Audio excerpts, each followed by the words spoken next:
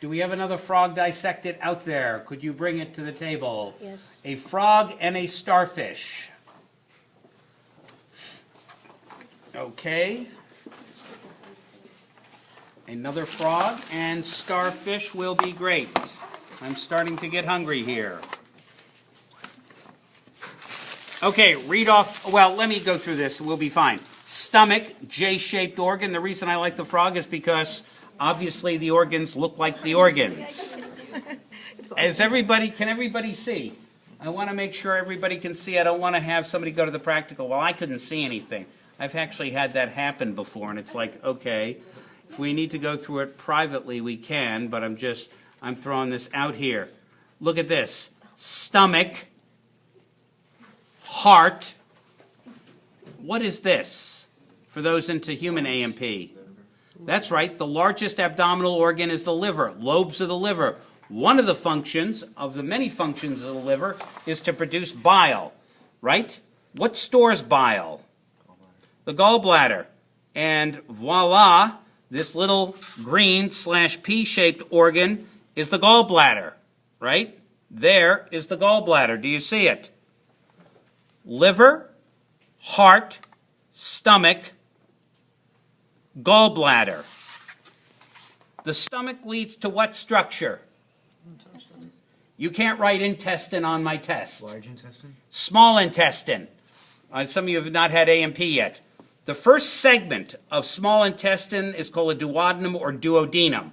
So, stomach, duodenum, look. Small intestine. Do you see that? You write down intestine on the test, I mark it wrong. Because the small intestine leads to what? The large intestine. The large intestine. Right there. There is the large intestine. Looks kind of like a little pepper, doesn't it? If we cut out half, what's another name for the intestine? The large intestine? Colon. I guess if we cut half of it out, we'd have a semicolon. Little humor there. Nobody thought that was funny. A collapsed bladder. If the animal was alive, it would be filled with urine. Collapsed bladder. This is a female. Look. Ovary.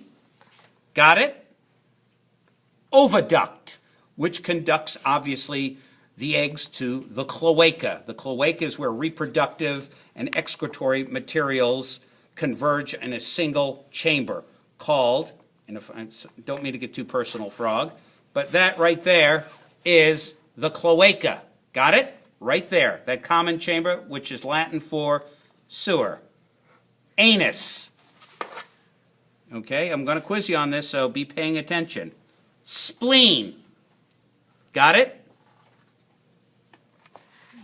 Now, Where's the spleen? right there, that little bulbous structure right there. That little triangular spongy tissue right there, that's the lungs. Now, admittedly, it can expand quite a bit, but look, you have to admit, this is a fairly large vertebrate, and those are fairly small lungs. The lungs are highly inefficient. Most of the respiration takes place across the skin, right? We call it cutaneous respiration. So if the environment is screwed up, these animals absorb a lot across their skin and therefore are good environmental indicators. There's the other lung. Are we all right with that? Lung. Looks like a smoker. Looks like a smoker. Right there.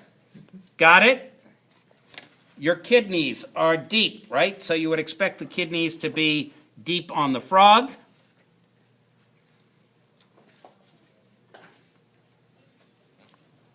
And that structure right here, if I can tease the membrane away, here are the kidneys right here. Do you see one kidney right there? There's a kidney. Let's go to the other side.